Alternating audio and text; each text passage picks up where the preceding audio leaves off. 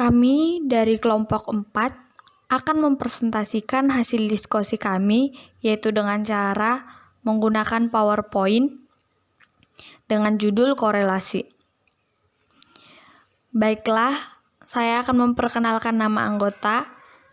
Yang pertama adalah saya sendiri, Samei Johannes Sihombing dengan NIM 19170111009. Yang kedua adalah Ika Tindria Boru Sembiring dengan NIM 19170111024. Yang terakhir adalah Sandriana Weli Rubun dengan NIM 19170111061. Baiklah, kami akan mempresentasikan diskusi kami dengan cara menggunakan sound masing-masing. Jadi, selamat mendengarkan. Pengertian korelasi. Korelasi merupakan salah satu teknik analisis dalam statistik yang digunakan untuk mencari hubungan antara dua variabel yang bersifat kuantitatif. Hubungan dua variabel tersebut dapat terjadi karena adanya hubungan sebab akibat atau dapat pula terjadi karena kebetulan saja. Dalam matematika, korelasi merupakan ukuran dari beberapa dekat dua variabel berubah dalam hubungan satu sama lain. Sebagai contoh, kita bisa menggunakan tinggi badan dan usia siswa SD sebagai variabel. Dalam korelasi positif, semakin tua usia SD, maka tinggi badannya pun menjadi semakin tinggi. Hubungan ini disebut korelasi positif karena kedua variabel mengalami perubahan ke arah yang sama, yakni dengan meningkatnya usia, maka tinggi badan pun ikut meningkat. Sementara itu, kita bisa menggunakan nilai dan tingkat ketidakhadiran siswa sebagai contoh dalam korelasi negatif. Semakin tinggi tingkat ketidakhadiran siswa di kelas, maka nilai yang diperolehnya cenderung semakin rendah. Hubungan ini disebut korelasi negatif karena kedua variabel mengalami perubahan ke arah yang berlawanan. Arah korelasi. Hubungan antar variabel itu jika dilihat dari segi arahnya dapat dibedakan menjadi 3 macam, yaitu hubungan yang sifatnya satu arah atau korelasi positif, dan hubungan yang sifatnya berlawanan atau korelasi negatif, dan yang ketiga adalah korelasi nihil atau tidak ada korelasi. Nah, jadi arah korelasi itu ada 3. Yang pertama adalah korelasi positif. Jika dua variabel yang berkorelasi berjalan paralel, artinya bahwa hubungan antar dua variabel itu menunjukkan arah yang sama. Perubahan nilai koefisien pada pasangan data dari variabel sehingga mempunyai bentuk linear yang positif. Contoh dalam dunia pendidikan, misalnya terdapat korelasi positif antara nilai hasil belajar matematika dan nilai hasil belajar fisika, kimia, biologi, dan sebagainya. Yang kedua adalah korelasi negatif. Jika dua variabel yang berkorelasi itu berjalan dengan arah yang berlawanan, bertentangan, atau berkebalikan, nilai koefisien dapat menunjukkan beberapa pasangan data yang mempunyai linear yang negatif pada tekanan yang kuat. Contoh, dalam dunia pendidikan misalnya, makin kurang dihayati dan diamalkannya ajaran agama Islam oleh para remaja akan diikuti oleh makin meningkatnya frekuensi kenakalan remaja atau sebaliknya. Yang terakhir adalah korelasi nihil. Tidak ada korelasi. Tidak ada korelasi jika kedua variabel tidak memperlihatkan adanya hubungan ketika X naik, tapi ada saat bersamaan juga bisa turun. Peta korelasi. Peta korelasi adalah arah hubungan variabel yang kita cari korelasinya dapat kita amati melalui sebuah peta atau diagram yang dikenal dengan nama peta korelasi. Dalam peta korelasi itu dapat kita lihat pencaraan titik atau momen dari variabel yang sedang kita cari korelasinya. Karena itu, peta korelasi juga disebut scatter diagram. Ciri yang terkandung dalam peta korelasi itu adalah yang pertama, jika korelasi antara variabel X dan variabel Y merupakan korelasi positif, maksimal atau tertinggi ataupun sempurna, maka pancaran titik yang terdapat pada peta korelasi apabila dihubungkan antara satu dengan yang lain akan membentuk satu buah garis lurus yang condong ke arah kanan.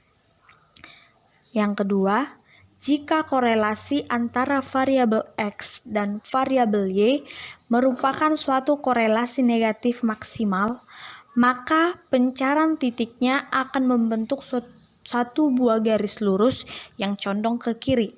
Yang ketiga, jika korelasi antara variabel X dan variabel Y merupakan korelasi positif yang tinggi atau kuat, maka pada peta korelasi pencarian titiknya sedikit mulai menjauh garis linear dengan kecondongan ke arah kanan.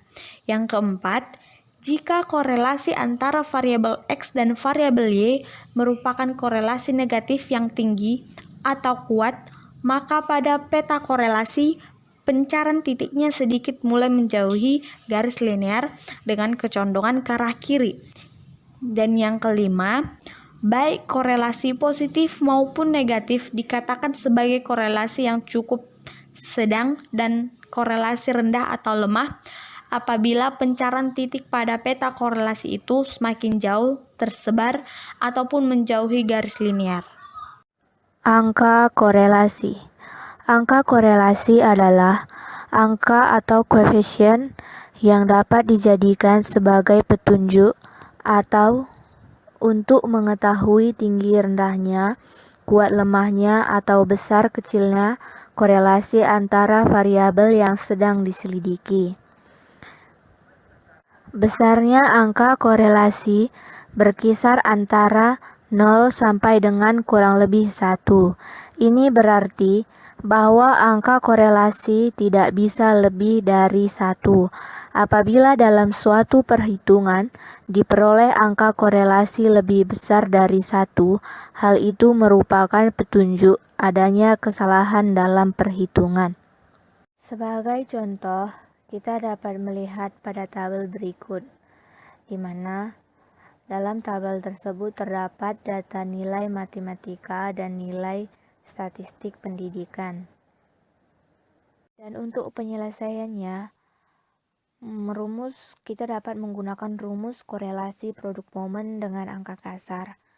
Nah, pada tabel tersebut sudah tersedia N, X, Y, X kuadrat, Y kuadrat, dan XY. Nah, X itu adalah lambang dari nilai matematika yang sudah kita ganti menjadi X seperti itu. Nah, dan untuk statistik pendidikan kita ganti menjadi lambang Y.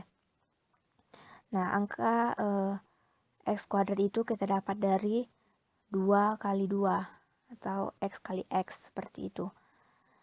Dan Y kuadrat kita dapatkan dari Y kali Y, itu seperti 3 kali 3, 6 kali 6, dan seterusnya. Dan angka XY kita dapatkan dari mengalikan X kali Y. Contoh seperti 2 kali 3, 4,5 kali 6, dan seterusnya. Nah, setelah siap dijumlahkan, kita menjumlahkan dari setiap tabel atau setiap lambang. Nah, lambang X itu jumlahnya 35, Y 50, X kuadrat 137, Y kuadrat 276, dan untuk XY 188,5.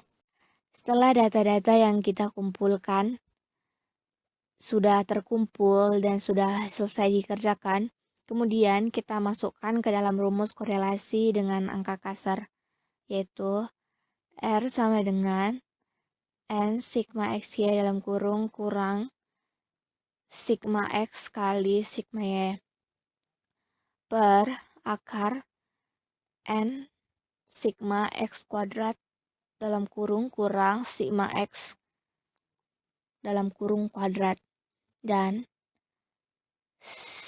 N sigma Y kuadrat dalam kurung kurang sigma Y dalam kurung kuadrat. Nah, kita input ke dalam angka. Jadi 10 kali 188,5 dalam kurung kurang 35 kali 50 dalam kurung per akar 10 kali 137 dalam kurung kurang 35 pangkat 2. Dan 10 kali 276 dalam kurung kurang 50 kuadrat. Nah, setelah itu kita sederhanakan menjadi lebih sederhana, yaitu sama dengan 1885 kurang 1750 per akar 1370 kurang 1225 dalam kurung kali 2760 kurang 2500 dalam kurung. Sama dengan 135 per akar 37.700. Sama dengan 135 per 194,165, yaitu sama dengan 0,695. Nah, jadi angka korelasinya adalah 0,695. Baik, selanjutnya saya akan menjelaskan tentang teknik perhitungan korelasi. Yang pertama yaitu korelasi rank order. Korelasi rank order apabila suatu kelompok data yang akan dikorelasikan keduanya mempunyai skala pengukuran yang berjenjang atau data ordinal, maka tidak dapat digunakan rumus korelasi produk momen dari Pearson. Untuk itu, digunakan rumus korelasi Spearman atau Spearman correlation atau rank correlation.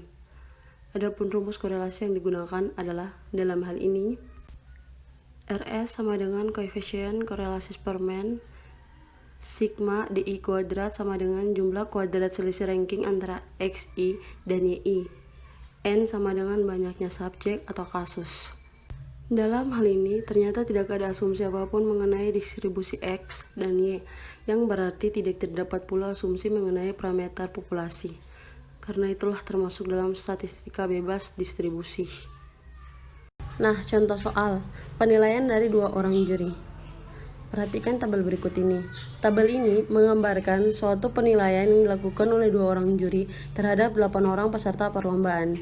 Jika dinyatakan dalam ranking kejuaraan, akan nampak bahwa juri pertama memberikan ranking pertama untuk E, dan ranking kedua untuk B, dan juga seterusnya. Sedangkan juri kedua memberikan ranking pertama untuk Y dan ranking kedua untuk E. Nah, dalam hal ini, kita tidak berkepentingan dengan skor nilai yang diberikan oleh kedua orang juri terhadap masing-masing peserta untuk masalah ini. Kita hanya berkepentingan dengan ranking kejuaraan yang diperoleh oleh masing-masing peserta. Oleh karena itu, perlu diuji suatu hipotesis terhadap tidaknya suatu persesuaian atau korelasi antara penilaian yang diberikan oleh juri pertama dan juri kedua. Ini adalah penyelesaian dari perhitungan tabel yang pertama. Terima kasih atas waktunya. Kami dari kelompok 4 mengundurkan diri. Terima kasih.